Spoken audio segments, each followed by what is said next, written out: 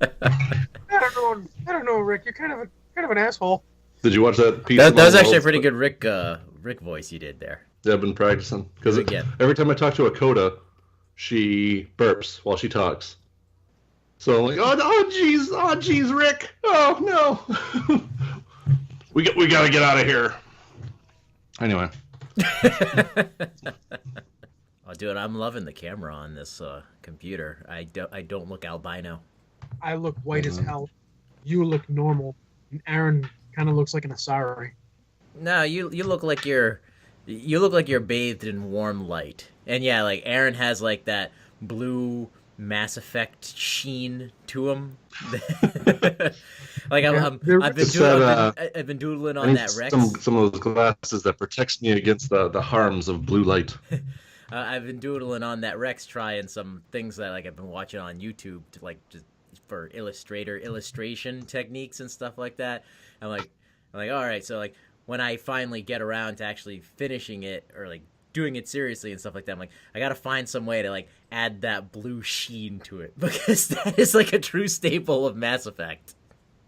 what the fuck is Seriously, that? Why is it? Why is everything blue in Mass Effect? It's such sci-fi. a good Yeah, point. sci-fi, the future. Yeah, Just like Matrix had like that green sheen. Yeah, but but that's because everything yeah, was that's a good. green in the Matrix. I know, that's what I'm saying. Like it's just a thematic way they went with it. Yeah, except for the It makes sense. Matrix got like fucking annoying. I know, like each movie got greener and greener. Roy's gone. Him, yeah, there he is. Each movie got greener and greener, but like to the first movie you don't really notice is really subtle, and then, like you go back and you go, oh shit, it is like it does have like that green to it. Then by the time you get to the third one, it's like they just put a fucking green lens over the fucking camera, and it's just like, okay, I get it. Yeah, I mean, I know it's supposed to like show the degradation of the Matrix, but it's with everything the Wachowskis touched after the first Matrix, it's just like there is no subtlety. It's just like in your face. yeah. That and they went all. Didn't they become women? Eventually, And one they went made first, and then like recently the other one. So now they're the Wachowski sisters instead of the Wachowski siblings. That's weird. Yeah, and then they made Jupiter Ascending, which I didn't see, and Oh god. I heard it had real potential, but then for some it sucked.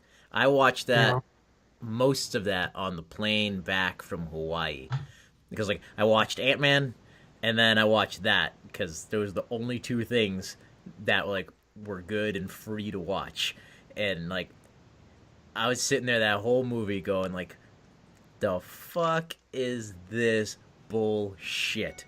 It's like yeah, like story wise it had potential, sure, but just I mean Channing Tatum as like a fucking space werewolf man. It was just fucking stupid.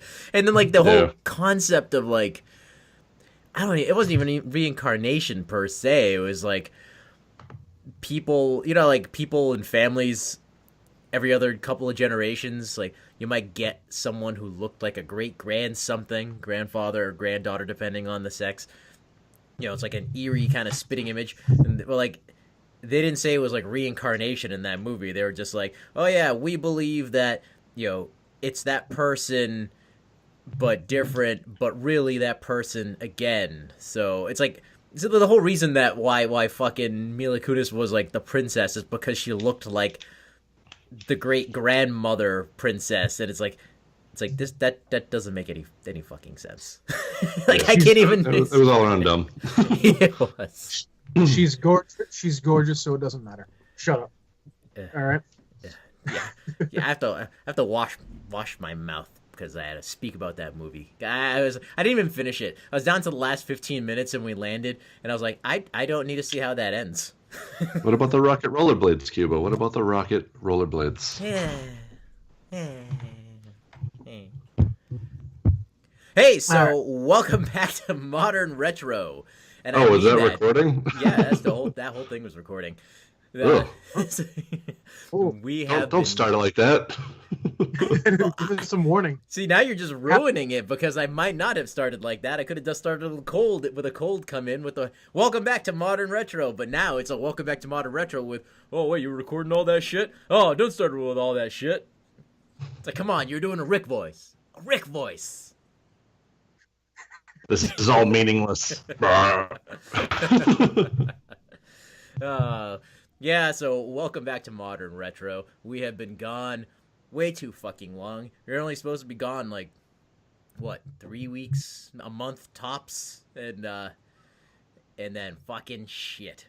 Goddamn fucking technology. So... Life! Life! For anybody out there in podcast land that has been following us, but don't follow us on social media for some reason, which I recommend you go to our Facebook page at the very least and like us on there. I rarely ever tweet, so we're on Twitter, but I don't tweet, and I am on Instagram. So, but you haven't followed us, you don't know what's going on. We took our like end of summer break because just like life's getting busy and shit like that, and then when we're going to come back, begin the process, like I came up, like I have like this whole plan. I have like months worth of content actually planned out, and I'm excited for it. And we've been kicking around ideas, and we're like, we're gonna do this, and we got some sponsors. That's right, ladies and gentlemen, we have finally sold out. Modern Retro is brought to you by ThinkGeek and Audible. More details later.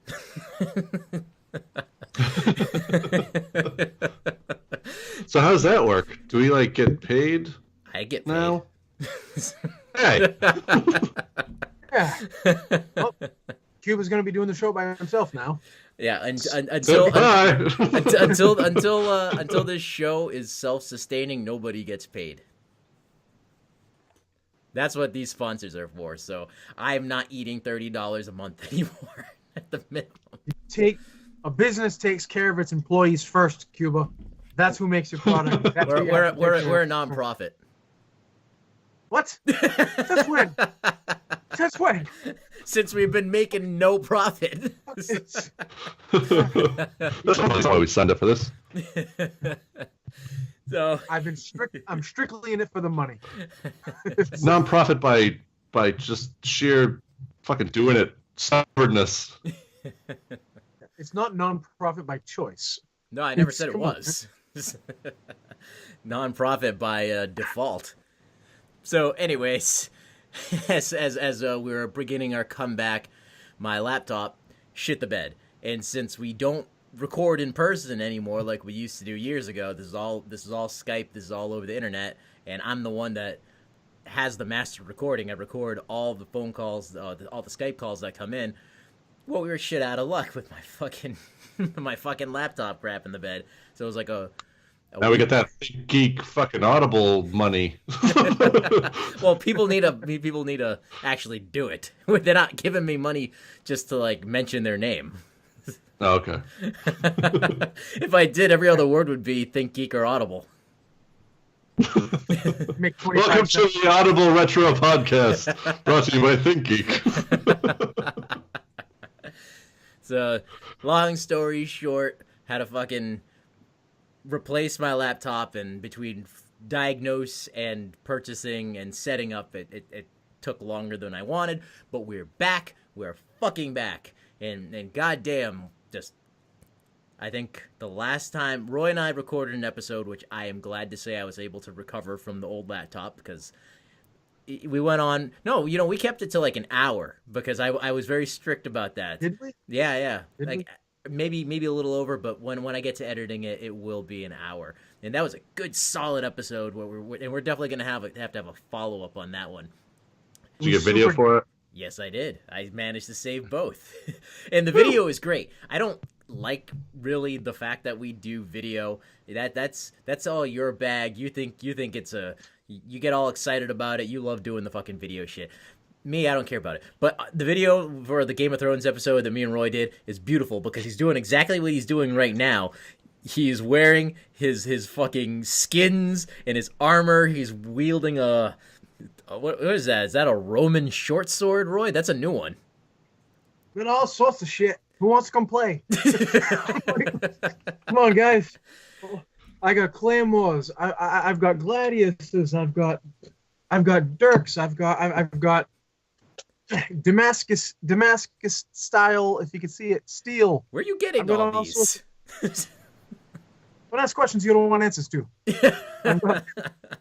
I've got coyote skins with faces and paws attached to it. I'm gonna guess that everything came from his backyard.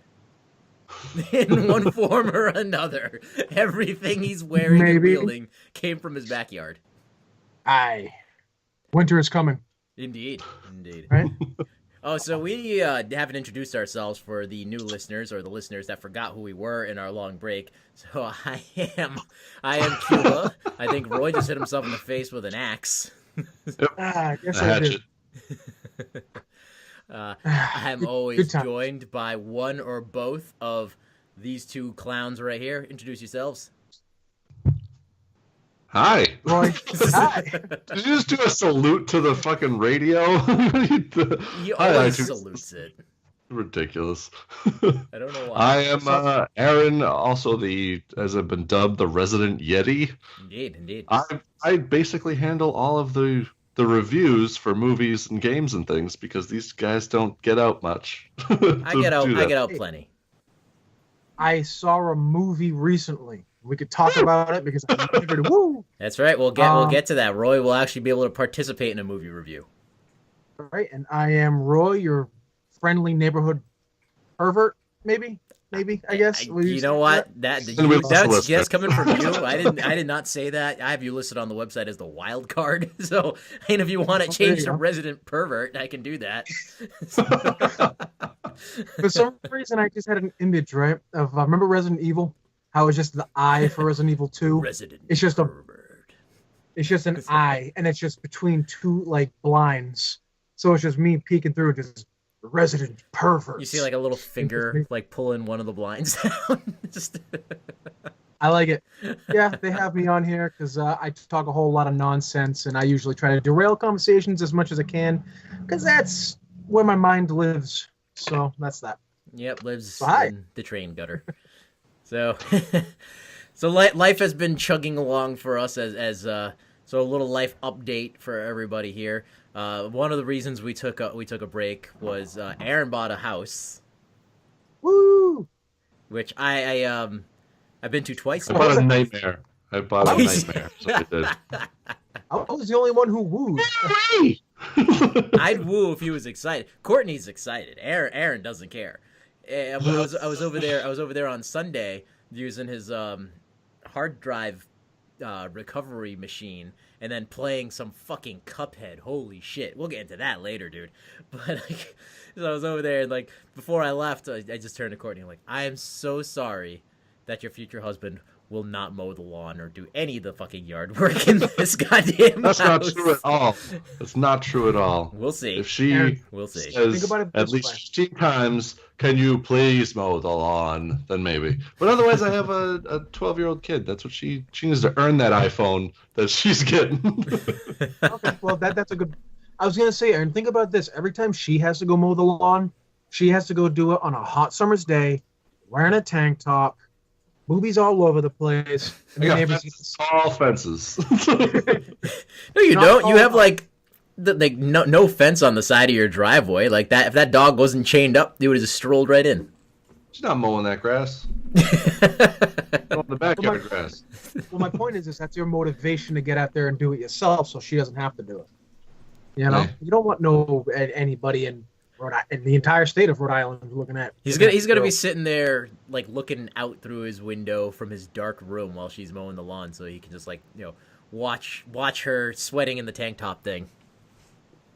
That sounds like Stephen King. It's just pervert. Well, let's not kid ourselves. You don't like going outside, so you're gonna be sitting. You're gonna make. First of all, that house is way too much house. I mean, the way you there's not enough of you. If I'm just on my computer, just open the blinds, I mean, that's not outside the realm of possibility. Am I right, Roy? All I'm saying is that in the beginning of this conversation, I said I was the one that was going to be looking through the blinds with my eye. That might be Aaron now. Roy will be looking down from your like gigantic, unnecessarily big walk-in attic. He's like that Simpsons Halloween episode where Bart had like the hunchback twin brother that lived in the air vents. Feed me fish heads, keep me up there, I'll be okay. Absolutely. And I've already raked and broomed the driveway twice now. And that to get this shit ready for the party, the housewarming party, that backyard did not look like that. I'm just telling you that right now. Dude, those leaves on that tree have not even fallen yet, man. Don't talk about raking until that fucking shit comes down, because I have 3 of those here. That tree's coming down. Fuck that tree. Yeah, you know what? It ain't coming down before this fall, so you're gonna be doing some raking. Get some Home Depot bags. I think so. Buy 2 This is unrelated to the podcast, but no, I think we're gonna try to do that before Thailand. Wow, you're ambitious. You're an ambitious son of a bitch. Yep. How tall is that tree? Is it like a full size tree? Bigger than my house. Yeah, it's like a 3-story oak tree. Yeah, that's gonna be like $4,000 at least to take that thing down. Don't think you're gonna do it by yourself. I've heard like 1,500-ish at the most. Oh, from a guy on the side of the street saying, "I can do it for cheap." But also we're splitting it with the neighbors because it's fucking up their foundation. But anyway, this is unrelated to geek things and modern retroisms, so shut up. Talk about something cool. Aaron's like, "Stop talking about my life. I hate this house."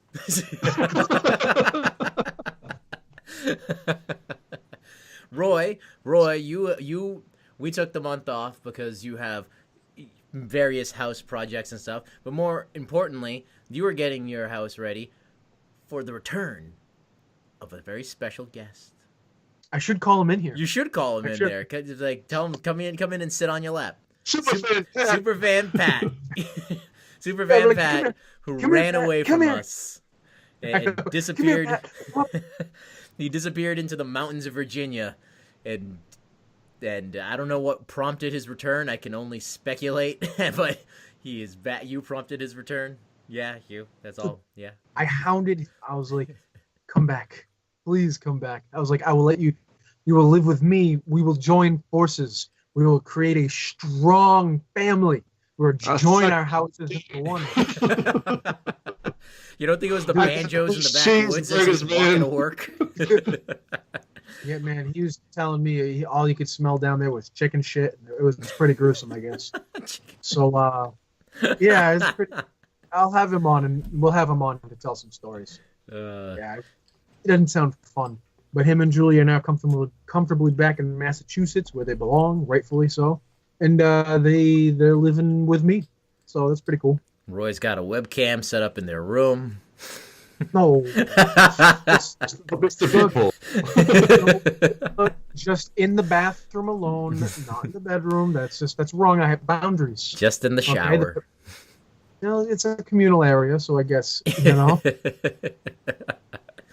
So, and what about you, Cuba? What do you got going on that was so fancy schmancy that you had to take your time away from the sanctity of this podcast? What I have, we had like fucking weddings and birthdays and I got another fucking baby coming. I know. Are you not going to talk about fucking just sending in hot loads? No, it's not geek stuff. It's not geek stuff. We can't talk about it. What is more geek than talking about pretty girls and the awkwardness of, you know what I'm saying, making new babies, like making new geek babies? Because let's not pretend it's not going to grow up to be like an athletic child that's going to be like, a basketball player. It's going to be... It might. He's got 2 now from his loins, so one of them has to be the opposite of the other. Yeah, don't say that. Modern retro casts. Oh, you want to talk about geekiness when it comes to children? I mean, I guess both of my current ones are fairly geeky. I mean, if you can count a 20-month-old geeky, I mean, his name is inspired by 3 various geek things. So, I mean, I hope I can use the girl name, because I just so want to use the girl name that we picked out that we couldn't use last time. So we'll find out. But yeah, you want geeky in when it comes to kids. wait and see if I have another girl that I'm allowed to name. I had nothing to name it. Had nothing to do with naming the first one. And we don't get a preview. We don't get a taste of it now. Are you guys gonna do that big name thing like you did with the last one? We're gonna come up with something. There's always I always say there's always an excuse to throw a party. So it's not like a baby shower thing because we don't need anything. So it's just like hey, come celebrate us banging and making a baby. Congratulations, you did the easiest thing imaginable besides maybe taking a shit and breathing. It's actually not that easy. It took several months. Months. Shut your mouth. Just because you hit the lottery on one try does not mean... Hold on. No. Hold on. If it is not easy, it is because you are lacking, sir. It's because he picks her up and just tilts it in. Listen, it is so easy. It happens on accident most of the fucking time. Okay? It is the easiest thing to do. You don't have to do any work except the screw in itself. It feels great. You didn't do anything special except for she just went, leave it in today. And you go, okay, good. Right, but it's still hitting the genetic lottery because there's only like 4 days out of the month where a woman can actually get pregnant. That's not, no. Screw all that, man. I beg you. All right. He's like, I just threw it in once, and as soon as I put it in there, it got pregnant.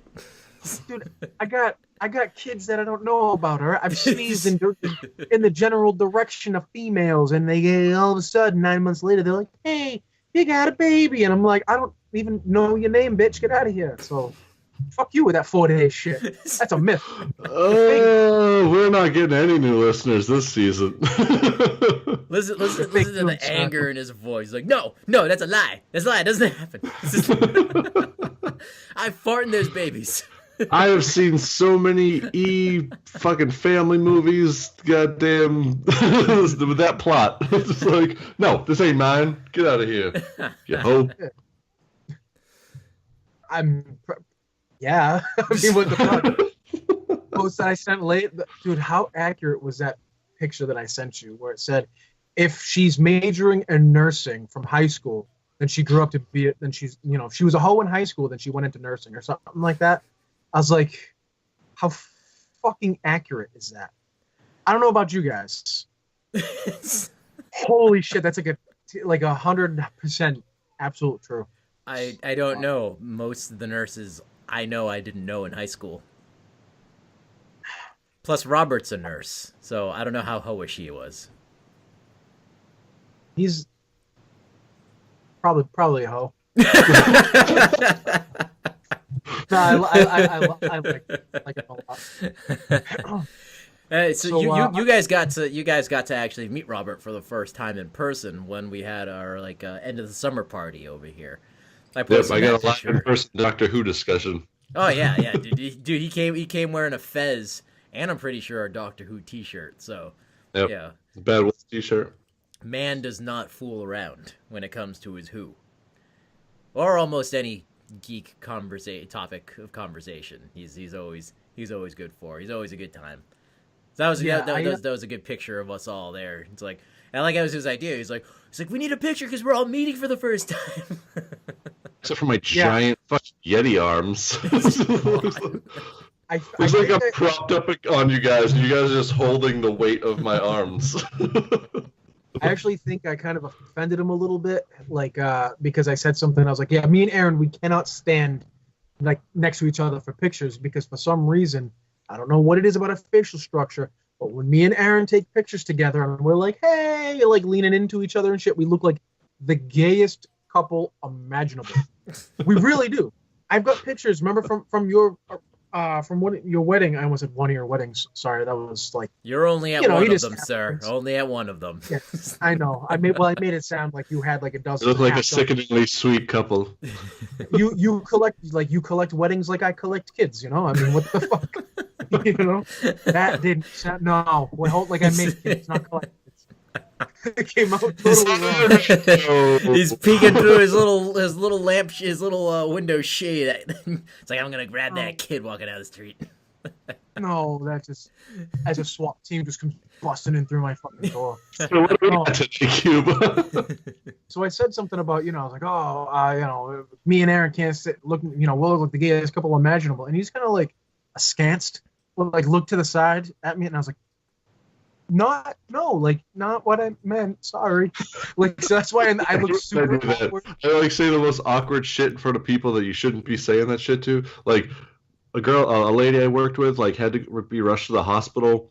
This was a couple years ago because she had an aneurysm in her brain, and if you don't know what that means, a blood vessel popped. So when she came back, I was like, "Oh, how you doing?" Yada yada, and she was like, "Great. How's how's your day?" I'm like, I feel like my head's gonna explode. Like, just say like weird, you just say some shit. And I think I'm the one out of the group that's made one of the worst mistakes like that with your ex-girlfriend, Lauren. What did I say? I don't even remember what I said. I blacked it out of my fucking memory at this point. No, because you did it. That wasn't like slip of the tongue. Right, you were being a dick. You did it purely to be offensive because it was like, she has epilepsy.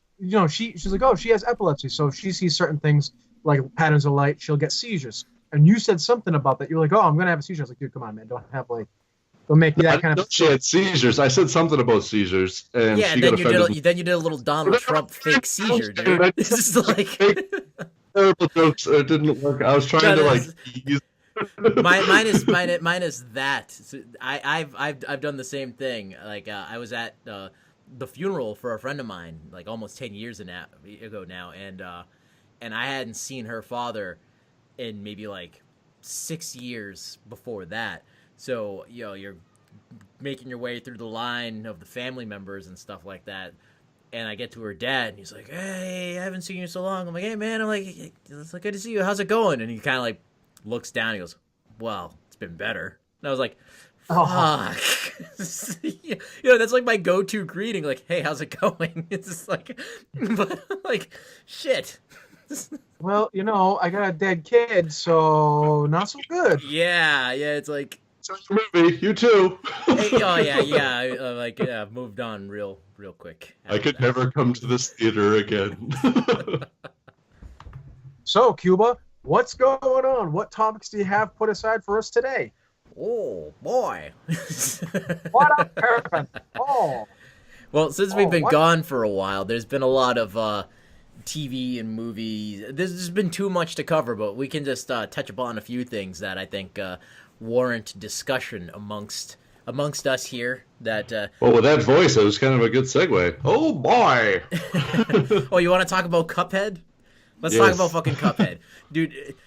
First of all, I'm pissed that this is not on PlayStation 4 because when I was playing it with you the other day, I fucking hated it. But now, I want to play it. It's addictive. You want to play it.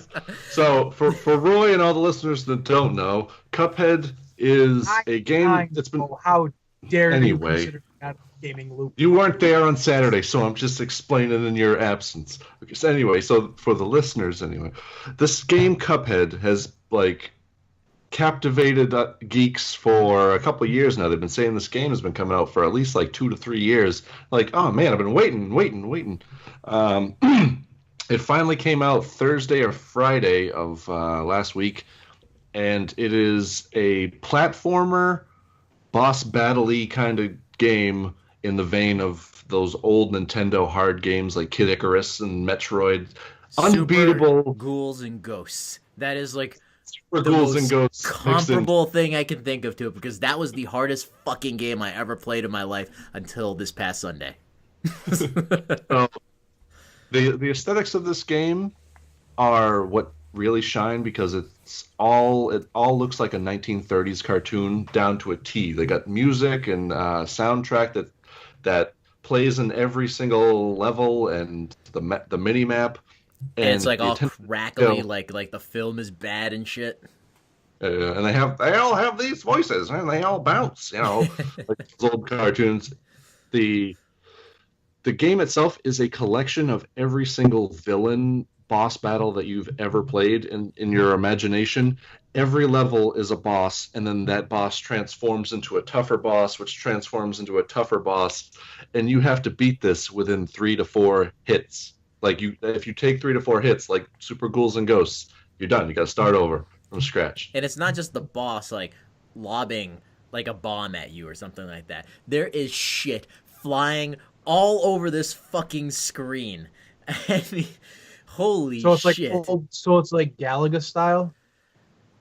Do you remember Galaga? Yeah, I mean, Where to sort of an extent, it's but like Yeah, so like one boss will like shoot a thing at you, and you have to like memorize the pattern of the way he's shooting it. But then like platforms will rotate in a certain way that you have to memorize the thing for that. And then someone will pop out, shoot a shotgun at you, and it's like spinny clouds. Right, but then it switches up. It's like the AI, like you know, we grew up in the era of gaming of Mario and Ghouls and Goblins and Contra and all these games where it's like, you know, you knew what when the to event do, was gonna happen. like yeah, like your thumbs memorized in short order where to go, and like this game is sort of like that, but just when you got it fucking down, it throws a curveball and it switches up its fucking pattern on you. It'll like shoot a new attack or it'll shoot out a new little bad guy for you to fight that wasn't part of the last 13 times you died. Yeah, it's ridiculous, but it's one of those games where you want to keep fucking playing it because it doesn't feel like it's cheap. It feels like you fucking suck. So it's like, you know, so any death that you have, you're like, it affects your self-esteem. It hits you right in the core, and you want to play it again, and you're like, oh man, I almost had it. I almost had it that time. I got to go back and play. And I got to give them credit because I could play this game for hours. This is ridiculous, and it's so hard that I can play it for hours. But it's also, even with that repetitive nature of like, okay, I got to get this level down, this boss down, the music and like the visuals keep you fucking entertained. I never got sick of the music. It's amazing. It's so freaking good. Dude, we beat this like killer flower. It took us like 30 or 40 minutes to beat that fucking thing. And then like Liz, like my wife is sitting there on the couch like reading up on the game, and she's like, people online are talking about this genie. She's like, some sort of genie. And then we finally find the genie, and we're like, oh, this fucking genie. And like, this genie's too hard. Let's try this carnival boss guy. This fucking carnival boss guy is too hard. And I'm like, can we just go back to the flower? It's like the flower was easy in comparison to these. It took us 40 minutes, but yeah, let's go back to that guy. So is there some sort of a rudimentary story that goes with it, or? I don't know because I skipped it because someone else was in the living room the last time when I first started it up, and I wanted to get to the gameplay before, just because it's not animated in the beginning. It's just like cue cards, and they just tell you the plot. But something about the devil, and you make a deal with the devil, and you got to collect everyone's soul, something like that. Okay, that's weird for like a cutesy. If you don't, he's gonna take your head because you have a Cuphead, and fucking Bob Bullbrain or whatever the fuck the other character's name is. He's gonna use them as his cups. So yeah. Yeah. Okay. Yeah, someone was very. That tells you how many times you died, and it was to the right of that clown guy. If you went up, it's like, oh, you've died this many times in this game. Before I even got to those people, those villains, I died 325 times. So that's just you sent a video of some dude who beat the game without taking a single hit point. Yeah, that's fucking insane. I watched maybe half of that video because it's like a 40-minute video, and it's sped up a little bit, but I'm just sitting there. I'm like, no fucking way. Like, this dude must have died a million fucking times before he went through this playthrough where he did not get hit once, because he was a fucking pro. What? Yeah, but people are crazy. I was gonna say, like, I never understand. Like, I love video games, but when a game comes out and people have already beaten it within like a day or two, I'm like, what the fuck? Like, how is it that you can be this good at a game that came out like 4 days ago or a week ago? Right, yeah. How does that happen? Like, where do you find the time? Like, is this your job? Like, what do you, how? Like, it's just, I don't Dude, I don't get it. It's like a fucking 12-year-old. They got nothing going on. Fuck my math homework. No, I'm just saying, like, they go to school, they come home, they do homework, and then they can be fucking up all night playing Cuphead for 2 days straight. You know, that's totally within the realm of possibility. Didn't say who this YouTube guy was. Yeah, we got to get together for a Master Geek Theater soon, but we have to play that game and like drink and play this fucking game, man. That's just gonna be a mess. Every day I'm warning you now, you have to go in with the mentality of like, we're gonna fucking beat this level, goddammit. Like, you have to be dedicated. No pansy. Yes, I don't want to play this level anymore. So I want to try it. It's good. It'll infuriate the fuck out of you. So $20 too. I think that's pretty reasonable for sure. $20? Yep. That's not bad. That's pretty good. I'm surprised. So while we were gone, a couple other shows. Well, why don't we stay on the video games for a moment, real quick, while we're here, because then we'll get into a couple of our show discussions. So this will probably be our final ever Mass Effect Andromeda talk right here, because I'm fucking done with that game. While in every possible way. So while we were gone, I started playing the game. I think I might have started playing the game before we took our break. But I know, like, Aaron got the game when the day it came out, and you've already given us your thoughts on it. But I have to reinforce, because, you know, another perspective coming in of just people are like, oh, you know, it's shitty for a Mass Effect game, but overall gameplay wise and stuff like that, it's not a bad game. No, fuck you. It is a bad game. It is, in this day and age, there's no, putting aside how shitty it looks, putting aside the shitty voice acting, putting aside glitches and story, it is a fucking boring, half-assed, repetitive embarrassment. That's the best way I can describe this game, is that anybody who had anything to do with the final product of Mass Effect Andromeda should be fucking ashamed of themselves. This game feels like it was developed by people who have never played video games before. I mean, without going into like too many crazy details, like, while I was at Aaron's, he also beat it. And granted, I didn't watch, like, I had to leave, but like, you were like, I think you texted me 5 minutes after I left. You're like, beat it. All I had to do was press a button, and the guy died. And I was like, I went on YouTube and I'm like, yeah, that's it. That's all that happened. Is you press the button and the fucking dude falls dead. And it's like, okay, fuck. You actually went and watched the ending on YouTube? Yeah, I had to see because I was playing this game. I invested like so much.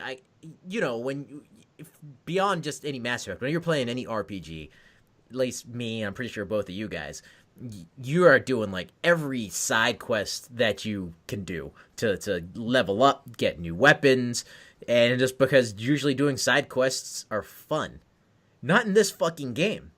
Every side quest, there are millions of fucking side quests. They went to the Fallout school of side quests and flunked out, because every side quest in this game was the same stupid, boring, does not further the plot, repetitive side quest.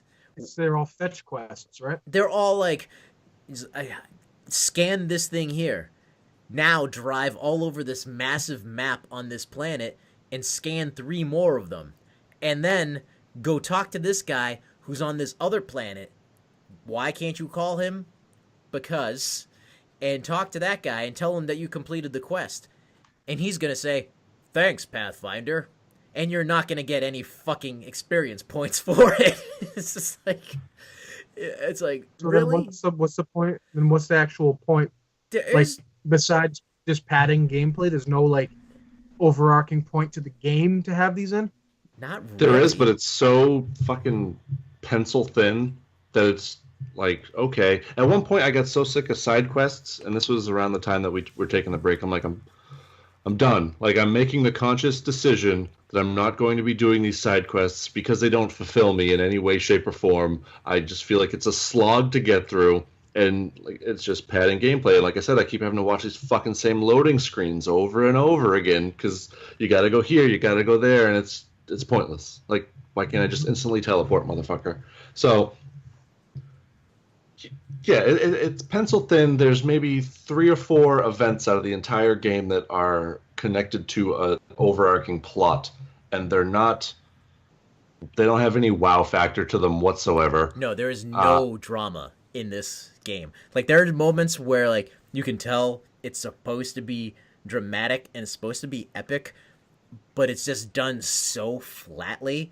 Like, in the original Mass Effect trilogy, when characters would fight each other in, like, the cutscenes, in, like, the movie sequences, there were good fights. Like, they sounded like, you hear the armor clacking against the armor, and, you know, the cameras would zoom in and out and be shaky and shit. And here, it's just, like, 2 people standing like fucking plastic dolls. Like, the most embarrassing fight was, like, these 2 Krogans that were, like, battling for, like, supremacy. And it was, like, a 2-second quick time movie event of their fighting, but like one threw a punch, the other one dodged, the other one like punched and then headbutted it, and then the battle was over, and then gameplay resumed, and it's just like, what? Yeah. It's just, yeah, like him. I was so fed up with these. I was so fed up with the game. I started at first, I'm like, okay, it's some kind of cool things here, kind of, and this and that, but then like, nope, it became such a chore. I was like, I'm just going to beat this game because I've already invested so much in it. I'm so glad that you beat it because I was actually really close to the end. I didn't realize how close to the end I was because, like you, I stopped doing all the side bullshit, and I'm like, I'm just doing main mission. So I'm probably like, maybe like 2 or 3 more missions away from from the final one where you were. So yep. I saw you beat it essentially. So I'm like, well, I don't need to fucking finish this. But it felt like such a chore because I'm like, you know what? It's not even fun anymore playing this game. At first it was because it's a new game, and even though it's not the greatest game, it was a little fun testing out, you know, the weapons and getting new weapons and stuff like that. But then like I kind of like maxed out. I got like I made like the armor that I like the most. I got the weapons that I like the most and modified them the most, and then it's just like picking up that controller and it's like I'd sigh and go, gotta play this game. It was almost like it was almost like having sex with someone that you hate. You just like gotta do it to get through it. You're just like, I'm just gonna fucking finish this. That's what the game ended up being. I like that though. It's like, fuck you. Yeah, fuck you. You're only doing it because you hate them and you're getting minimal pleasure out of it. I'll see, doing it because I hate them gives me maximum pleasure. So, well, then maybe you should play Mass Effect Andromeda. But man, no, because in Soviet Russia, Mass Effect, fuck you. You're right, exactly. No. It really is an embarrassment to the Mass Effect franchise. Say what you will about Mass Effect 3 and its ending. I never had a problem with the ending. Out of everybody here, I think Aaron had the biggest problem with the ending. Putting that aside, that is still a masterpiece of a gaming trilogy.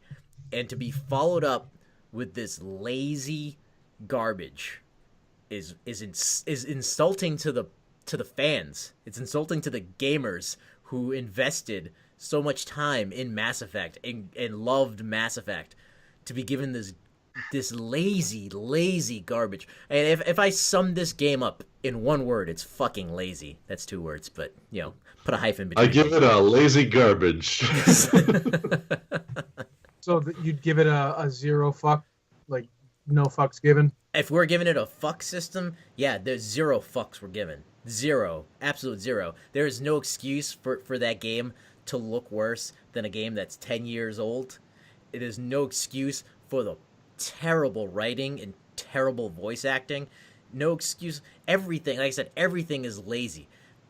Characters, like your ship crashes towards the end, and I felt nothing. it's just like it was like watching a car drive by the window. It's just like if it was the other Mass Effect games, there would have been emotional music playing. You would have felt something, but this doesn't give you any connection with anybody. There's nobody on your team that you give a fuck about. Like, I don't even give a fuck about the guy I'm playing as.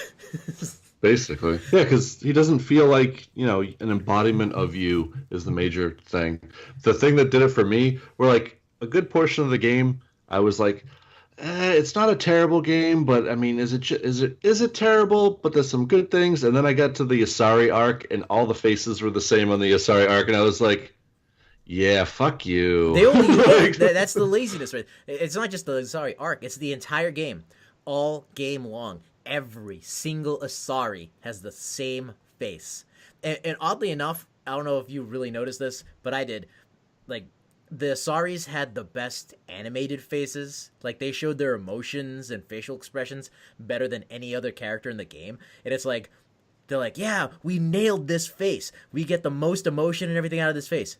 Use it for all the Asari. It's just like, because in the other Mass Effect games, every single person, every single alien, they're all unique. They're all distinct from each other. You can put 4 Turians together and tell a difference between them.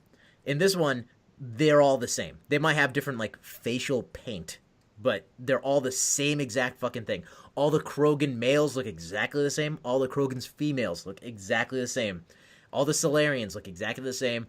All the Asari have the same fucking face, and there's only, 8 human faces for both sexes? It's just it's abundantly clear that they only made 8 faces total and just recycled them everywhere. It's terrible. All right, now gameplay aside and all that, how was the story in general? The Mass Effect is known for having a sweeping, epic, awesome story, and this one actually looked in the trailers. Obviously, this is going back like a year or two. The trailers made it look like it had a lot of promise. How did that pan out? It had starts promise. It had promise, yeah. So, what's the name of that voice actor there? Clancy Brown.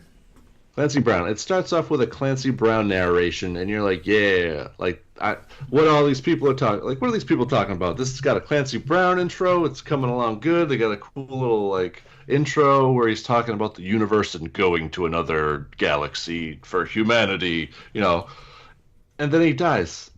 So then you are left with a vacuum of actual notable talent throughout this entire game.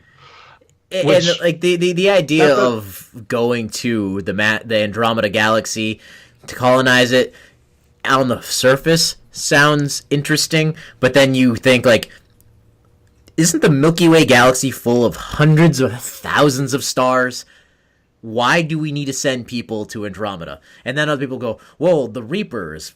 It's like, okay, well, this happens before the Reapers invade. So, on the whole, the galaxy does not know or believe that the Reapers are coming. Okay, so then people say, well, this was financed by a mysterious benefactor who probably believed Shepard and knew the Reapers were coming, so they did this as a way for, the main species of the galaxy to survive. Okay, if we want to go down that route, fine, I'll get behind that. But then it's so stupid because it takes them 600 years to get to Andromeda, traveling through dark space at least the speed of light, which is not possible. They have speed of light travel, faster than light travel, but it's never been said how fast that is. The whole point of Mass Effect is that without the mass relays, you're not going very far into the galaxy. Right. So I don't know how the fuck they get to Andromeda without using a mass relay in only 600 years. And then once they're in Andromeda, there's supposed to be a handful of planets that they were surveyed from the Milky Way galaxy somehow and deemed to be habitable, perfect worlds. And then they get there and they find this dark matter dorm virus that's like invaded the cluster that they've chosen to colonize, and it's fucked all sorts of shit up. It's and basically a thorn bush in space. Yeah, so. that fucks you up, and all their worlds are not inhabitable now. Like, one's full of radiation, one is Hoth, one is Tatooine. Really, to be honest with you, all the classic biomes of So like they're all uninhabitable, but then it's like 600 fucking years. Like, who the hell? Like, how would you? The planning doesn't make sense. That like even if the scourge didn't hit these places and stuff like that, and it's gonna take you 600 years. That's 600 fucking years for some native alien to move in and colonize this world that you're staking your claim on. So it's like a far-flung story to begin with. And in this new galaxy, you come across one new race. One. That's it. Just one race. Well, technically two. One good one, one bad. But they're basically one race. Spoilers. Anyway. What a twist! And the whole thing is about this bad guy who is abducting They're space the Mormons. one race. They're space Mormons. They're going around. They invaded this cluster. This cluster that you want to be in.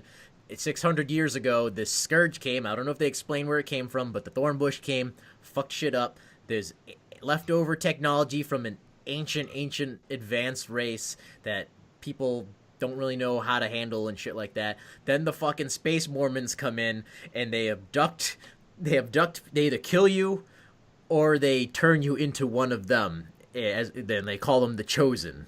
Yeah, you're part of their space church. And that's kind of it.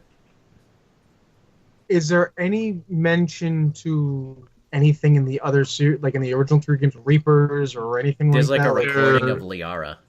Yeah, there's a recording of Liara talking about it in your dad's study. So as you go around all these planets and survey shit, you unlock your memories. For some reason, his lost memories are located on these planets that he's never fucking been. Yeah, wicked random spots all over this other galaxy. So when you unlock these memories, you have to go up to your computer up in the space station and talk to or read all the fucking notes and see his memories from back then. And like I said, there's the benefactor, who is the elusive man. You don't know that. They don't reveal it. They don't really come out and say that. Then there's Liara, and that's about it. There's very little connection to the other games. Well, see, that kind of sucks because there's a lot of cool stuff you could do with that, because the Reapers don't only affect the Milky Way, they affect basically the greater universe. That's what it was always. No, right? I'm pretty sure they only affect the Milky Way. They were created in the Milky Way, and they sleep just outside the galaxy in the dark space, and then they come back every 50,000 years and then go back to dark space. So it's only the Milky Way. I just read an interview too from the original writer, and it was all about dark matter was like a thing that was sort of mentioned in the Mass Effect trilogy, but it plays a bigger role in what they were going to do. Like, dark matter was going to eventually destroy the universe, and the Reapers were trying to mitigate the spread of black energy. So that's why they came and would kill or wipe out the whole race to make a Reaper to mitigate that whole thing, like almost like a vent for dark energy. But they said, like, the human race might hold the key because we were different genetically than all the other races that they had transformed, and it was like a cool idea what they were going to do. Well, there's a lot of cool things you could do with the Reapers. When this game first was revealed that they were making it, I always thought that it would be really cool since it took 600 years, because now that Cuba just said that, yeah, you're totally right, that they only stayed in the Milky Way. But I remember thinking, we talked, this is a couple of years ago now, how cool it would be if you came across, like, maybe the Reapers sent like a probe, like a Reaper itself as like a probe to the Andromeda galaxy, and you like came across, and it died in the however many years it took to like get there. Yeah. So then when you're in your travels, you come across this dead remains floating in space of a Reaper. So that would like tie everything back into itself a little bit, Yeah. I almost feel like we should do a whole episode about the speculation theories of what the plot was going to be, because that was one of the things that was like a cool theory, like, oh, maybe the Reapers got out there somehow. The other one was Or the everyone was Geth. right. It'd be cool if like some small section of like, you know how the Geth, how you had like the good, right? God, it's been a while since I played the games, but there was like the Geth, weren't they? Were they had like a split? It was just at some point? it was a small splinter group that you fought in the first game. On the whole, they were all good. But you don't find But that out see, till much later on. well, it would have been cool if they incorporated that. Maybe they split off and they headed toward, you know what I'm saying? They ended up in Andromeda too. Like, I don't know, you just need more ways to tie it back into the other games. Yeah, there was The one was like the what speculation about the Pathfinder symbol and how it looked like a Cerberus thing that showed up in the previous game. So there was a lot of talk of like, ooh, Cora is the elusive man's daughter, and how's that going to play into, like, there was a whole thing about it possibly being more Cerberus related, and cool plot lines that you could get with that, and yeah, but and the nothing. There technology. was no subplot. There was no subtlety. There was just this straight up boring. Like the premise is, as a Pathfinder, you are supposed to, blaze a trail of discovery and set up new colonies in this galaxy. But one of the most infuriating thing about all these stupid side quests, like in the other games, you would find like some great fucking side quests that had nothing to do with the main story, or like did loop back around to the main story in some way, and like they were cool and interesting on their own. But like some of the side quests in this game were just as stupid as like, Pathfinder, I lost my cat. Can you scan 18 locations to find him? It was like, Yeah. like so many of them were just bullshit like that. And that's why I stopped doing the side quests. It's like, it's not discovery. You're not exploring in this game. You're literally doing everybody's chores. And in the old games, you'd be like, it's like, oh, Shepard.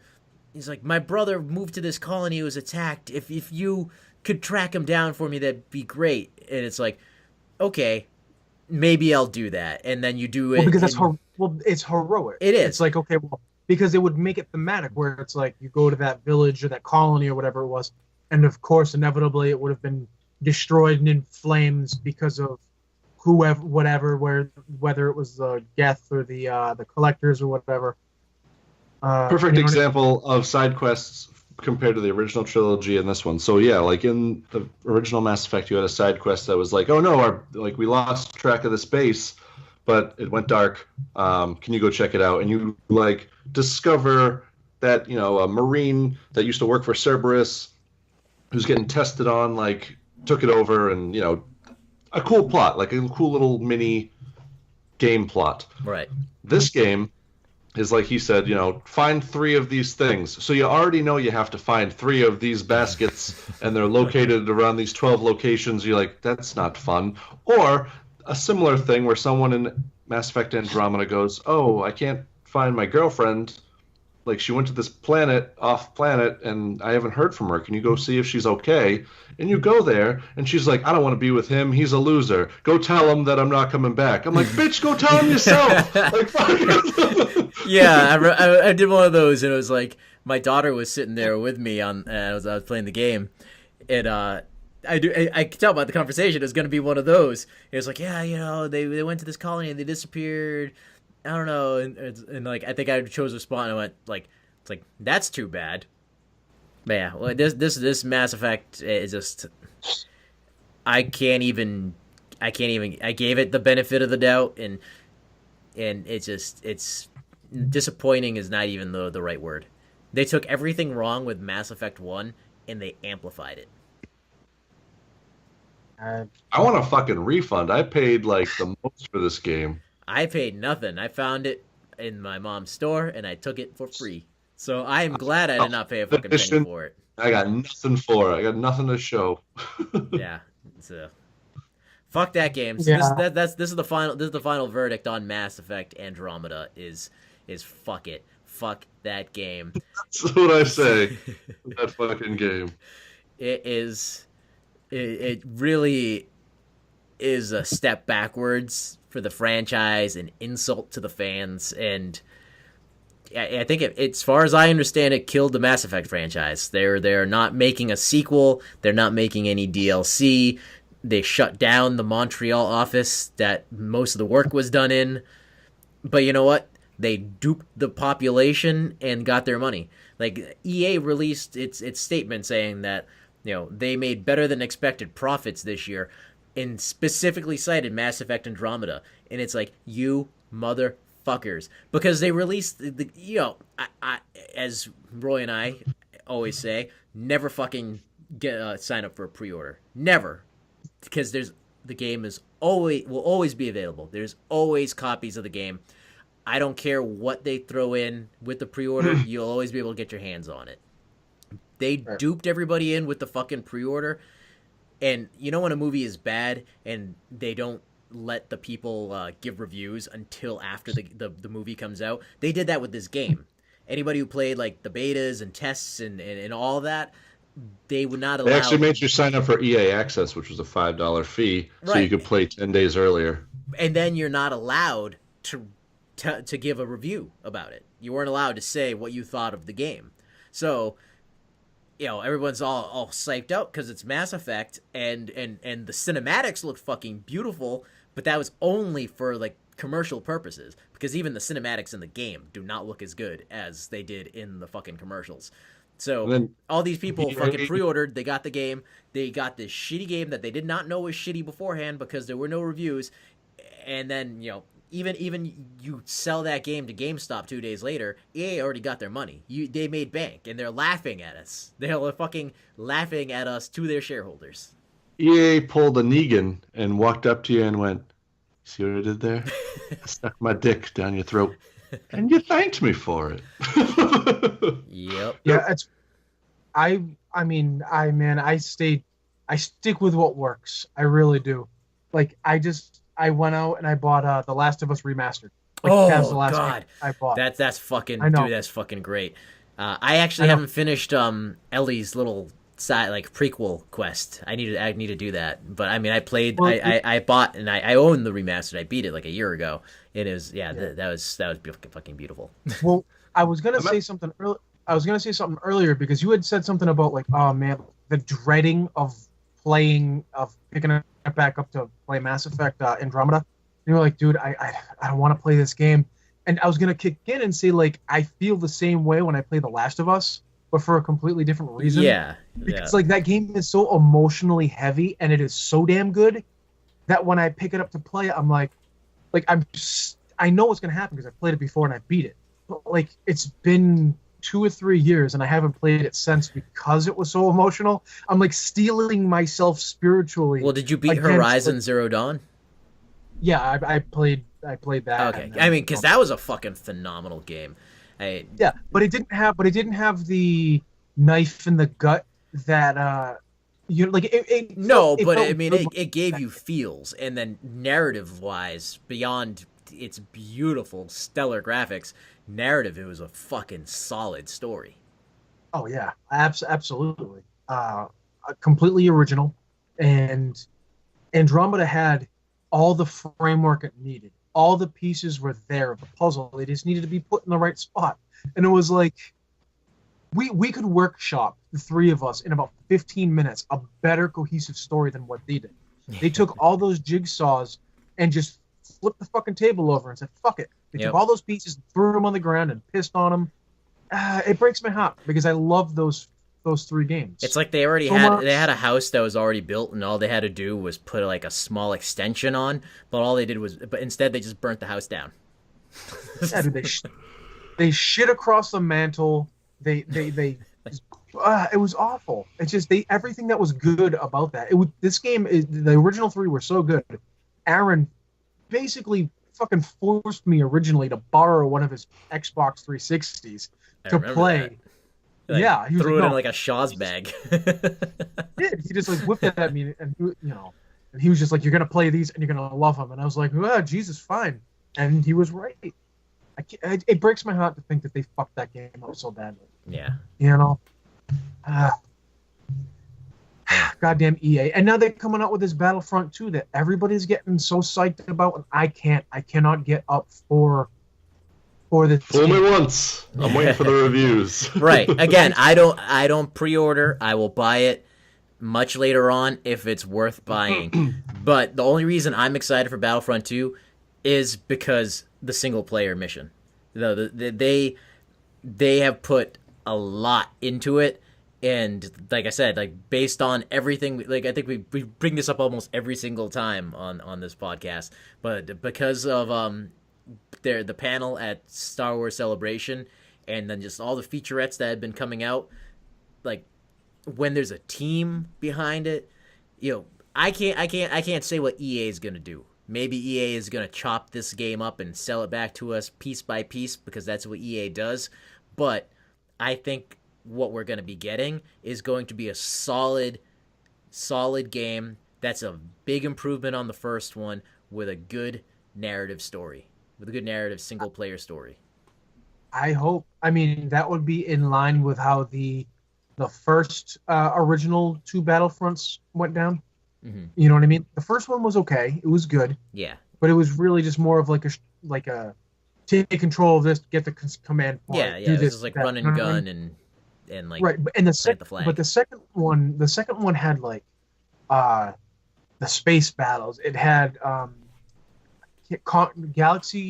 galactic conquest, where it was like not quite story mode or anything like that. Well, it sort of was. You followed the 501st through. No. Like that was a story. This was just another mode. Oh, okay. It was basically where you could take over. You could choose either of the armies. You could choose, the Separatists or the Republic or the Empire or the Rebellion. And you can just basically, they had like a system of like 30 planets or something like that, and you had to, and they were obviously connected. It was more set up like a 4X game. I don't know if you guys know what those are. Mm-hmm. It's like explore something, exterminate. Well, basically, you have to take over planets that are like connected to each other. But you have to do it strategically and place your forces in certain areas. And you have to take over the space forces before you go into a ground combat type thing. And you would eventually take over the entire galaxy and take over, I think, to take out Mustafar if you were the Republic. You had to take out Mustafar if you were the Republic to like beat the Separatists. It was just a cool extra mode that you got hours and hours and hours worth of gameplay out of, in addition to the story mode, which was fantastic. I don't know. I mean, I'm just really hoping that it lives up to that, because the first one didn't. I know you guys played it and you guys thought it was great, or good in Cuba's case and great in Aaron's case. I couldn't get up for it, man. It wasn't worth the money for just multiplayer, but graphics wise, and I mean, it was fun. But yeah, I mean, I don't like these strictly multiplayer games. Right. I mean, I feel okay with my purchase of it because I waited. I got rid of my pre-order after playing the beta, and I didn't actually buy it until a year and a half later when it came out. It was the full game, and it was $40. I'm like, that seems worth it. So I bought it then. See, I wouldn't have bought it for $40. That's a $20 game. It's only multiplayer, and it handles like shit. Everything in that game was beautiful and sounded beautiful, but it just was not a good handling game. Every time we played it, what was I always saying? I was like, dude, I can't do what I want to do with my character or my vehicle or whatever it was. I was getting frustrated. R2, why you no fly straight? Yeah, well, no, they just flying straight wasn't the problem. It was any kind of acrobatics you wanted. Speaking of acrobatics, you guys went to go see a movie about a clown. Is that like a circus? Yeah, that's a fucking segue to it. All right, talk about a circus segue. Talk about fucking it. Not to spend too much time on it. We saw it separately. I saw it with my mom. Went in, and it was damn good. It was like a almost 3 hour long horror movie, but it's a horror movie that like took its time, it fleshed out its characters, and I mean it was a little boring at times, but I almost appreciated the boredom because it was fleshing out the characters more. It wasn't all about like jump scares and clown business. I'm really surprised. Dude, clown business. That's what this episode. That's the episode title of this is Jump Scares and Clown Business. With a little graphic of you pulling the shade down. I was really surprised with how well. I mean, I think as of the recording of this, which is today's October 3rd, I believe it's still number 1 at the box office. I think it went down in its second week and then came back up in its third week, and I was like amazed. Like I've never read any Stephen King books. I know, Roy, you have like all of them, but I remember the first It. Not a huge fan of it. There are people that are, but I never cared about it. I'm not a huge horror person. Curry, man, Tim Curry. Yeah, he was great as their characters. I got it right here. He was great. But overall, like it's not like a movie where I'm like it's not one of those dip into the well movies for me. So I was surprised that like everybody I see on Facebook, everybody's like watching It, just came back from seeing It, checking in at the theater to see It. I was like, wow, this is like the first time in a very long time where I remember like across the board on Facebook, everybody seeing it except for me. I think that has to do a lot with the fact that there isn't a lot of good horror movies out lately. Like honestly, that was when I sat down, I couldn't believe it because I was like, holy shit, I'm actually watching a horror movie in a theater, which almost never happens. Not because I don't want to, because I love horror, but because there's such a lack of good ones. The last really good horror movie I saw was more of like a sci-fi horror suspense, and that was The Fourth Kind. And the only reason that was so scary was because they pulled the Blair Witch Project on you, and they specifically tell you, they have the actors come out, and she says, what we're about to show you is based on true events. We're going to show you the archived footage of the psychiatrist and what happened in his office. And then at that moment, we'll show you also on the same screen, like our directed footage of what we tried to copy as. So when you're watching it, I genuinely freaked the fuck out because I'm leaving the theater going, holy shit, that fucking thing was real. And they got me. They got me, and Lee had checked on it, and then she said, it's not real, because she was like crying. She was in fucking tears. And then I seen a couple others, and then I think the last one I saw was The Conjuring, which like halfway through was good, like 45 minutes in, that movie's actually pretty good. But then it turns into a classic Exorcist movie, when like all of a sudden the ghost is in her and she's flying around and shit, and it becomes stupid. I don't remember the last horror movie I actually saw in theaters. Might have been The Others, and I don't even think that was a horror movie. Yeah, there's just not very many good ones lately. So, and it is a lot like the original is like The Exorcist, where it has like a really good reputation because we remember it from being kids. I remember it, I remember watching it, and I want to see it was on, I can't remember what station, but it was actually a TV event. It was like it was like a 2-part TV movie, I think. Yeah, it was like 2-hour parts or something like that. So it was like a big deal, and so it had a lot of hype just going in. And you guys have seen the meme where, in the lore, Pennywise only comes out in Derry every 27 years, and it was exactly 27 years since it had, since it was well played. That's good marketing. Yeah, they did a good job. So yeah, I was really excited to see it. When I watched it, me with horror, I don't really get scared at movies. I mean, obviously they get you with like a certain amount of jump scares because that's the design to do. But I don't like freak out. Like everybody in the theater was like clenched. They were like, I saw just a lot of bunched up shoulders in the front row and stuff. Not a tight booty holes in those seats. Ooh, yeah. But it wasn't. If I had to describe it, it wasn't really scary. It was well done. I want to get that out of the way. I liked the movie a lot. It was well done. But it wasn't really scary. It was more like odd and disconcerting because of the way Pennywise moves. And I think I narrowed it down when I've been thinking about it and talking about it to like coworkers and stuff, is that with me personally, since I'm not afraid of clowns, he moves in a very unnatural way that humans don't move. So like there's one part, are you going to see at any point, Cuba? Am I going to spoil it for you if I talk about anything? No, I mean, I know what happens. Yeah. Right. Well, there's one part where he's like in an old refrigerator in this house, and he's all like crunched up like like a contortionist. But like his arm is bent in like 6 places, so it's like complete. And then when he like flops out, he like moves completely unnatural. So it makes you psychologically be weirded out. Like there was this point where he's running after the stereotypical chubby boy that's in every group in this that 80s movie, and he's behind you, behind running, and a guy runs like this. For the listeners, you move your shoulders back and forth, and you move your arms, but he didn't do that. When they zoomed in on it, it was just his shoulders were up like this, and he was just going, really weird. It was just really and obviously, like, I tried it at work to prove to my coworkers, so it must have been a really funny sight, me running through the parking lot trying to shrug my shoulders as I'm running full tilt. It's impossible to do.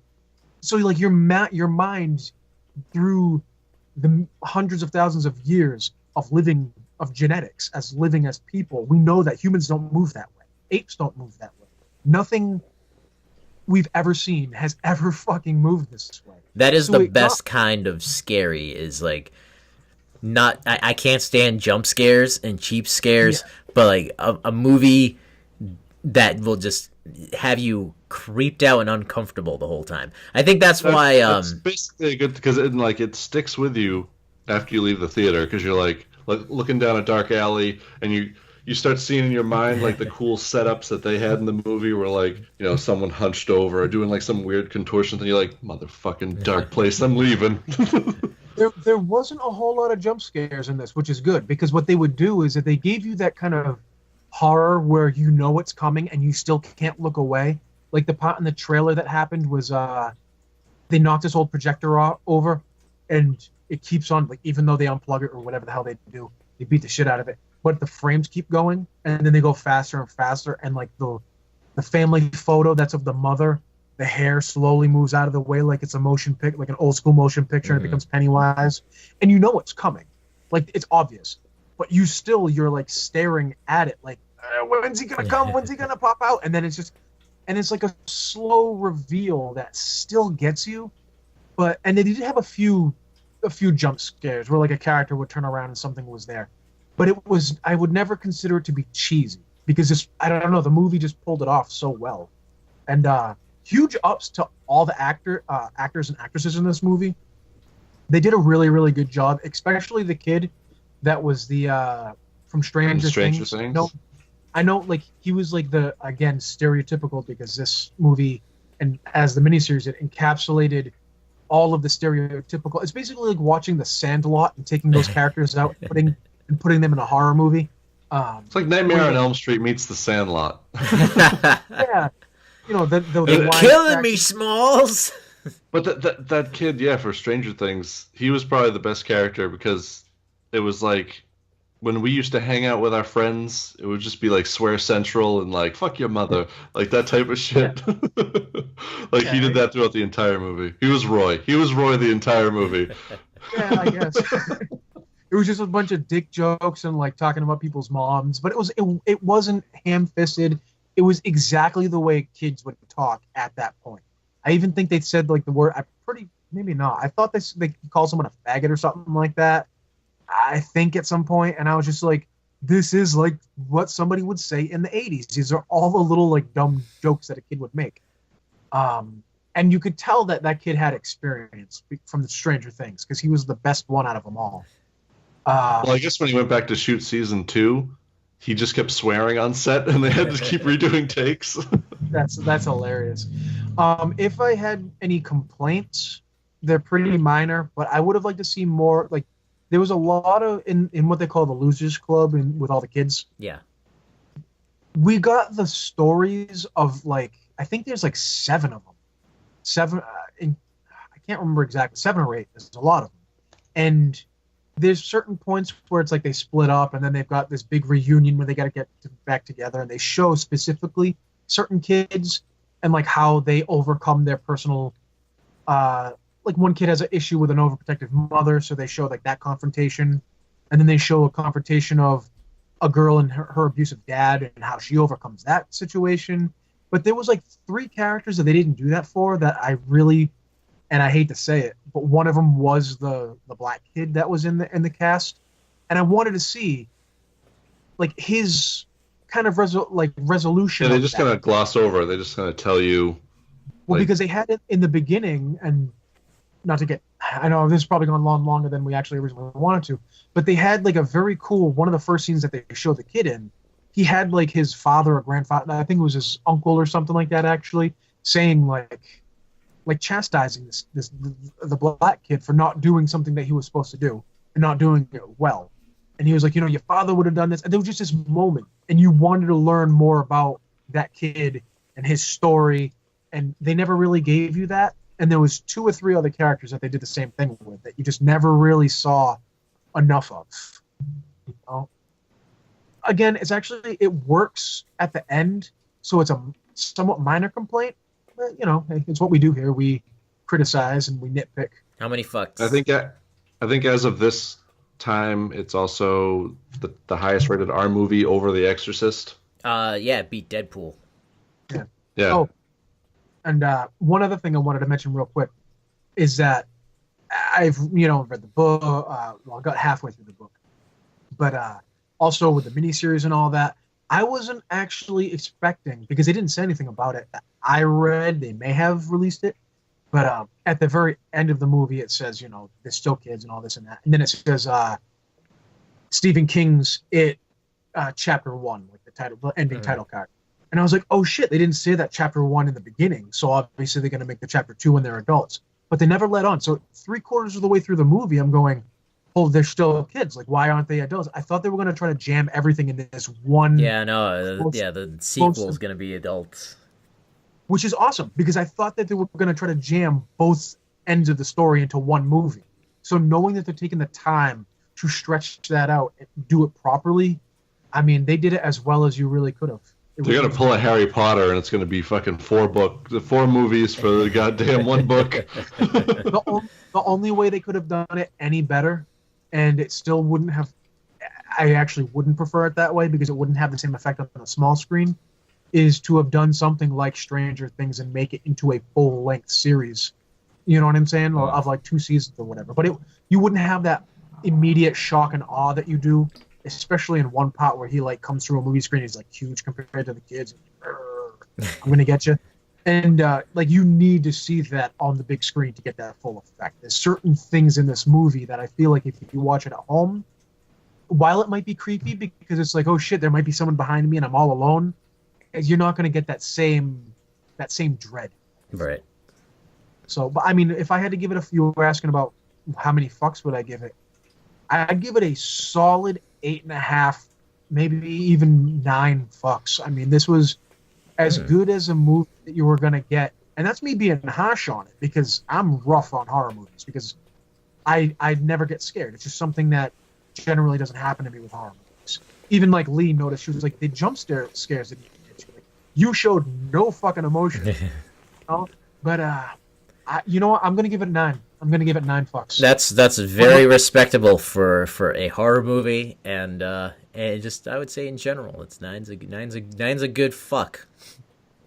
I'd say definitely 9 fucks. I'm with him on this one because just like all the horror movies we see today that just do jump scares and shit, this one took the time, made you invest into what was actually happening, so you were more terrified in a psychological sense for these kids. So it worked. Excellent. Yeah. I like it. I look forward to seeing it on Netflix. If you have a time to go out, you got a couple hours and you want to go take a lady to go see it, that's what I would do. My lady's pregnant. She's not going to be sitting in a movie theater seat for 8 more months, 9, 10, for a fucking year. Yeah. One thing they omitted, and I can't even believe this is in the book. I haven't read the book, but apparently there was the orgies, a gangbang scene. How do we get out of the sewers? We got to bang. Well, number one, it's a sewer gangbang, and it's consensual, mind you. Now, as a connoisseur of consensual sewer gangbangs, I must say. But I heard it went in depth in the book. Like you read. It was like 3 pages long. Yeah. And 12-year-olds, like gross, yucca. Man, yeah. What's he doing? Is it kiddie porn if it's like fictional 12-year-olds? I don't know. I just watched another movie that was on Netflix from Stephen King, Gardner's Game or something like that, or Gerald's Game. and it's No, about it's a Stephen King like short story or something like that, where this couple goes to a cabin to do some hanky panky, renew some sexual yearnings in their relationship, and he handcuffs her to the bed and then has a heart attack. So it's all about like it's kind of like Misery, where it's like a psychological drama. You're locked in one place kind of thing, but there's like a hungry dog outside, and you're starting to learn about the character's past, and the character's past is more pedophilia. It's like, what has Stephen King been investigated? I feel like in a couple of years something's going to come out, and all of his works are going to be just worthless now, like Bill Cosby. Like something's going to. Well, one thing I'll say about him is that one, hugely prolific in the 80s for drug use and alcoholism. He doesn't even remember writing Cujo. He wrote Cujo in a weekend. What happened was he was sitting at his desk writing, just drinking beer. And then the next thing he knows, he's picking his head up off of his desk. He turns and knocks over a mountain of beer cans. And he's like, what the fuck happened? And he asks his wife, and she was like, you were in your office and you drank all of that. And it was like a mountain of beer cans and a lot of cocaine. So when you think cocaine 80s, like Hollywood or authors or famous people, the next step is, questionable aged kids and hot tubs. Like those are the three things that go together in the 80s. He looks like he's had multiple strokes, so. Yeah, stroke king. That's what we're gonna call him. Yeah, no, he just I don't know, man. There's some questionable shit, but at least thematically, it had a purpose in it. Like as tenuous as it is, like it was them becoming an adult, and like that's how they found their way out and came back together, is because they were children that were scared and being picked off. But then in becoming adults, they weren't really as vulnerable to it anymore. So, I mean, nothing says adult like gangbang. Hey, man, what are you going to do? You know, I guess. We all have weird, fucked up ways of growing up. Be a man and throw it in me. Ooh. I don't know. I'll pass on that. Pretty close. That wasn't an invitation. That was a dramatization. But yeah, good movie, and I would go see it if I were you. So a couple of the other things that came out while we were gone in the world of the real was real quick Orville. Aaron, you saw Orville, right? The Orville, right? It's on Hulu, so I've been keeping up with that quite a bit. Yeah. I thought it was only it's Discovery that's on that CBS. It's Discovery. So I was mixing up the two. Yeah, both the Star Trek and non-Star Trek Star Trek came out, and I have not seen Discovery yet. It's I don't know how I'm gonna get to see it because I refuse to get the CBS streaming. And come on now. Yeah, dude, I love Star Trek. There's ways, Cuba. There's ways on the internet. You can find this out. Those ways come with cease and desist orders. Brought to you by Audible.com and ThinkGeek. all legal procurement. But no, I see like a lot of things like is Discovery everything that Trek fans wanted because it's not doing very well. It's like it's not doing very well because it's on a fucking service that you segregated from the rest of the goddamn world. Right, and I want to see it because again, you two know my knowledge of Trek. I have seen every Trek show. I actually just a couple weeks ago finished up the animated series, so I can actually truly claim to officially have seen every single bit of Star Trek. So now I'm just left here with needing to see Discovery, and I'm not going to go into that because I haven't seen it. So I've read certain things about it, but I want to see it from my own eyes before I rip it apart like a velociraptor. And or surprisingly love it. Just episode. That face Roy made was like oddly, arousingly fantastic. I mean, you give You're gonna, like, you're gonna have you're gonna have to screen cap that and make it, one of the advertisements that we have on Facebook. Just so that first episode of Star Trek, I think you can still watch the first episode for free, like places. Really? That's Nope. okay. Nope. It was good. It was like, the what do you call it? The production value that they put into this like actual show is pretty amazing. The costumes are great. The special effects are really good. The makeup's great. So they definitely were trying. This looks like they are putting their all into a TV show that will stand the test of time. yeah, no one will fucking see because it's on But goddamn unfortunately, TV. they fucking shot themselves in the foot with this damn pay service that no one has and no one wants. Technically, you can watch it on Netflix if you're in Europe. Get a VPN and watch that way. Why would they do that? Why would they make it so you can see it in Europe but not America? It's just like all corporate decisions. no It's like, idea. we're making money, but we're not making money the way we think we should make money, so let's make some stupid decisions that and then blame the show for being... I had read that originally it was going to air on American Netflix as well, but like one episode at a time as it's being released on CBS, but I guess they dropped that deal because it's not on Netflix America at all. Yeah, because they're trying to get everyone to subscribe. Just they're pulling an EA. Just fucking sticking your dick down your throat and making you thank them. Yeah, what they're doing is sticking their own dick in a fucking blender, because if there is one country that is willing to watch a bunch of shit on Netflix, it's the United States. That's what we do. We consume like pop culture. Like, honestly, who do you think has a greater amount of Trekkies and nerds in general? Europe or the United States? Like, we invented that shit.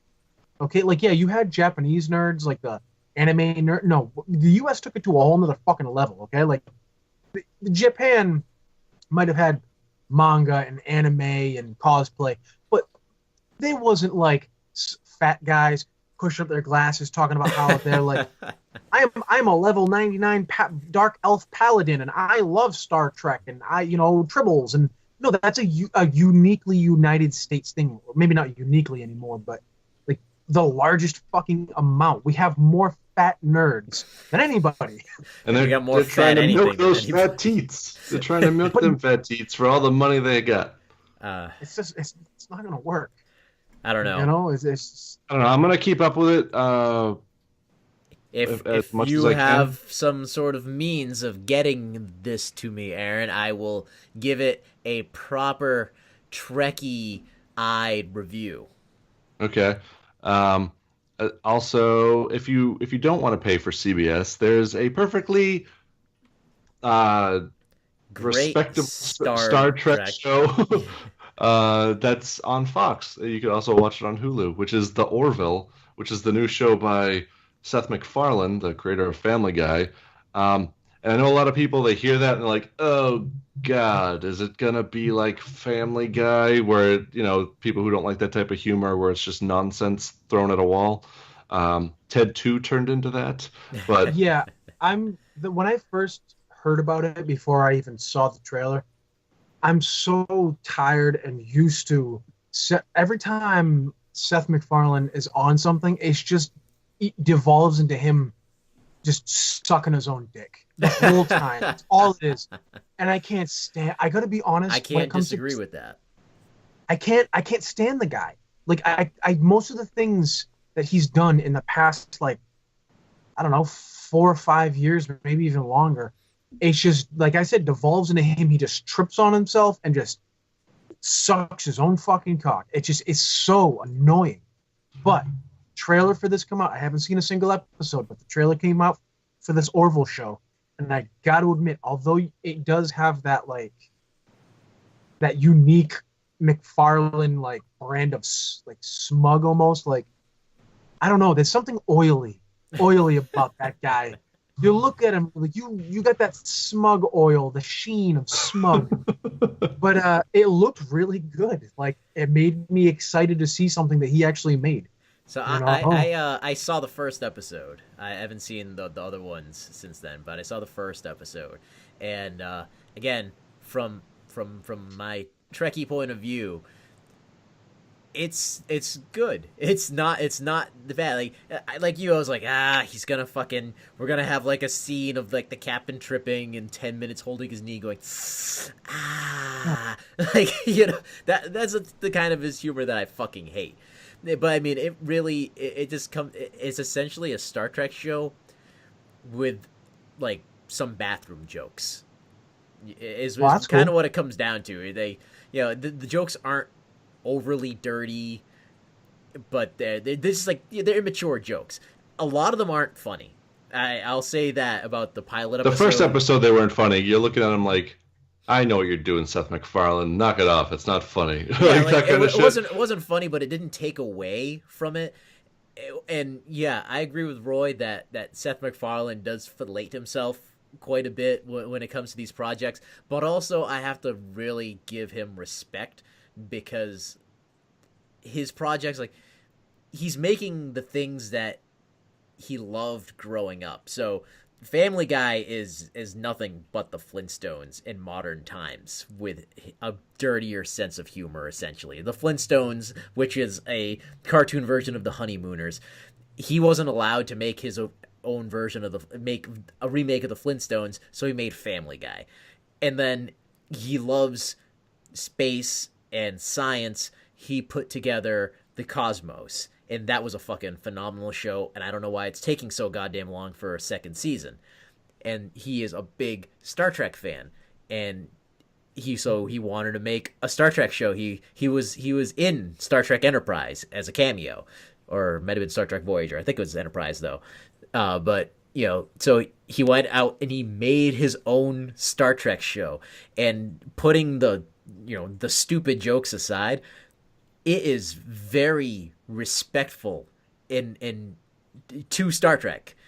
If he had got the rights from CBS, they could have just stuck this in the actual era of the Next Generation, and just given them the uniforms, just given them a different ship, and just be like, not the Enterprise, you know, some other ship, and we'd have Star Trek with a sense of humor. That's what this is. Now, it's pretty amazing. I've watched all, like, I think there's 4 episodes out now. They do get better with the plots and the humor. It gets to a point where the characters are almost like a reflection of the audience, where they'll say something that you were kind of thinking, and you're like, oh, if I was in this situation in Star Trek, I'd be like, what the fuck with the earfolds, like, right, like shit like that. Yeah, they did that a little bit, starting from the first episode too. But because the show is an hour, and they know that they have to fill that hour, it is very Star Trek. It's like tense. There's tense, plot lines thrown in there and every, like, right before it fades to the commercials, like when you were watching The Next Generation, there's like that high pitched, and like the fade outs are exactly like Star Trek The Next Generation. And then it's all resolved in the last 5 minutes. Yeah, it is so respectful. Like, I feel like I'm already all in. I fully invested, like I'm watching Star Trek The Next Generation, the next, like, season. It's so good. And I know that Star Trek Discovery, it takes place 10 years before the original series, and it deals with, like, the first war with the Federation and the Klingons. But when it comes to the whole spirit of Star Trek, again, not seeing a bit of Discovery, I can't say for sure, but it just, like the JJ movies, it doesn't look like it has that feel of Star Trek, where the Orville, again, putting aside the jokes, has that hopeful sense of the future that was part of Star Trek, that is an integral part of Star Trek. Not only that, like, for the Discovery show, you kind of get that dread of, like, I gotta watch this show now, and now I gotta invest in these new characters and this plot line. Like, it has this almost, like, stress to it that's adding to your shoulders of watching it. Like, there's so much that came before, and that needs to tie into a future thing. Orville kind of just fits in that little Lego block place where you're like, I didn't know I missed you so much. Like, but it's already taken that, it already filled that hole, and you kind of know what it is, and you're invested. Cause, well, I've been saying that for years. Like, I knew how much I missed it. For years I've been saying on the podcast and outside the podcast that I love science fiction. By far it is my favorite genre, but it's just gotten too fucking dark. We need a optimistic future in science fiction. Again, just one show. That's all we need. And the Orville, I think, oddly enough, might be that show. And you could so tell that too by the very first episode, the opening scenes. It shows like future New York. Instead of like taking place in the 24th century, it takes place in like the 26th or 27th century. It's like 500 years in the future or something like that. But like again, like with so many science fiction stories being setting Earth in like a dystopian type of future where like we've depleted the ozone layer, we're overpopulated and stuff. This opens up with future New York, and all these like futuristic tall skyscrapers, they all have trees on them. Did you notice that? Every single building has like some sort of like little outdoor garden. There's a word for it where you like integrate the like nature with the architecture. Urban arborism or something like that. So I thought that was the first thing I noticed. And go back and watch the first episode, and you'll notice that every single building has trees and green on them, built like so it's growing into it. And that right there, like to me, I'm like, that's a whole fucking hopeful future. It's like that is the perfect way for a society to continue its urban development, but not impede nature by just incorporating nature into it. I thought it was such a beautiful fucking little subtle thing, and I was like,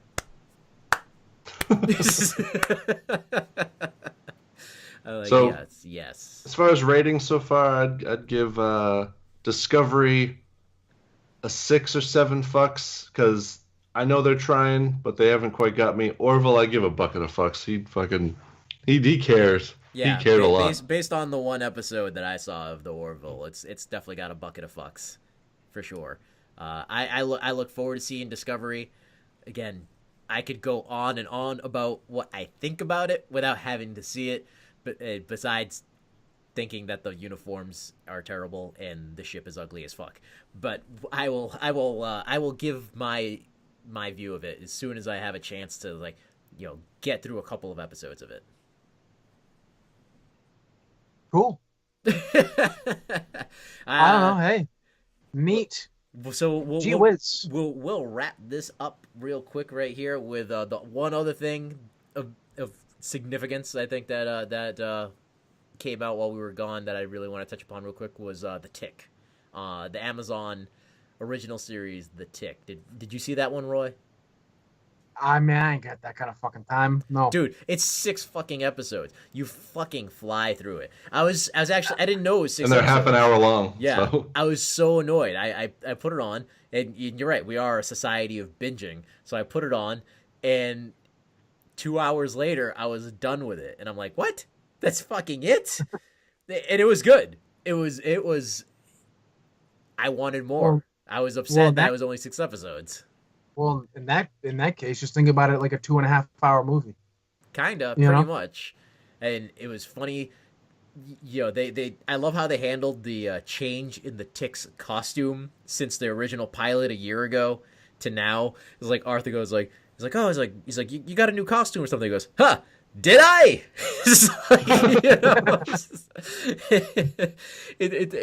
It so knows what it is. It's hilarious. And like some good quality moments for sure. Yeah. I was listening. I had it in the background while I was at work, like in the corner of my little screen, like watching it, and the humor was definitely right on. I still miss the original Tick guy there. What's his name? Yeah, that dude. That dude. But I don't know. This new guy's the Tick. He's definitely growing on me. Just the way he delivers his lines and just the way he moves and everything. My only complaint with him is like his chin isn't large enough. That's like the only problem with him. But like, he's fucking great. I love they even do like a little almost like a not a switcheroo. I don't know what the word I'm thinking of, but like a misdirection. Because at first, I think like the first couple of like with the pilot, and then like the first episode or two, they give you the impression that the Tick doesn't actually exist, and like it's like a Fight Club scenario where like it's actually Arthur who is the Tick, but like, you know, because he's got like his parents were killed by this supervillain when he was a kid, and the villain ended up dying, but he is convinced that he's alive and he's obsessed with it. So he's had like bouts of depression, and like he's on medication, and like, you know, he's kind of fucked up in the head. So the Tick shows up out of nowhere, and nobody else seems to see him. Like nobody else encounters him, and like when he's somewhere with Arthur will like be like, yeah, you know, it's like I'm talking to this guy right here, and somebody will like go, what guy? And the Tick is gone. And then at one point he can't get like the butterfly, the moth costume off, so he puts like his blue poncho on like over it, and you're like, oh shit, like he is the Tick, like the Tick's in his head because now he's wearing this blue poncho. And then finally, that would be cool. That'd be cool. Well, no, that was pissing me off because I'm like, no, I don't want the Tick to be in fucking Arthur's head. Like, but then like his sister he's convinced that he's the Tick, and then his sister shows up and the Tick's next to him, and Tick starts talking. He goes, she can't hear you. She goes, yeah, of course I can hear him. She's like, wait a minute, you can see him? He's like big. He's a giant guy in a big blue costume. Of course I can see him. I'm like, yes, that was fucking brilliant right there.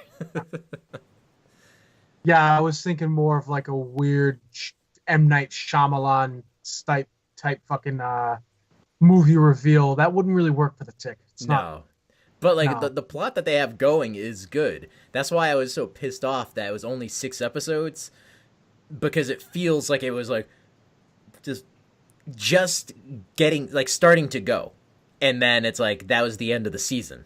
And I'm like, why the fuck did you pick it up for a full season and only do 6 30-minute episodes? It's like, that's weird. That's definitely the one complaint. Like you're like, oh, what's the next episode? Oh, yeah. And that's it. Like, you're done. doesn't it even ends with like the bad guy who's like spoiler or something like that? You're like, what the fuck? And then like it's over, and it's like, would you like to watch the show now? I'm like, no, I want to watch more of the Tick. Yeah, I'll have to check it. I'll have to check it out and get back to you and let you know what I think. Yes, for sure. Wow, guys, Aaron, we've been rambling for a while now, but hey, it's our first time back.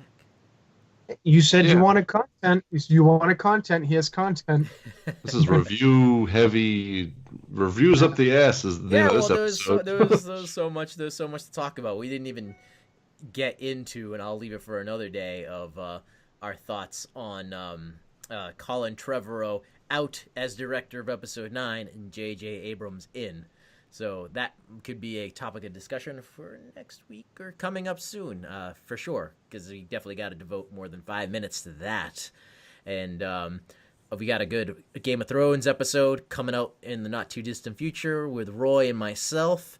You know, we got some good topics of conversation and debate coming up. Robert will be joining us from time to time here and there. Possibly some other guests as we encounter them and can schedule them to come in. We got some new segments coming up this weekend. Aaron and I are going to go see Blade Runner 2049.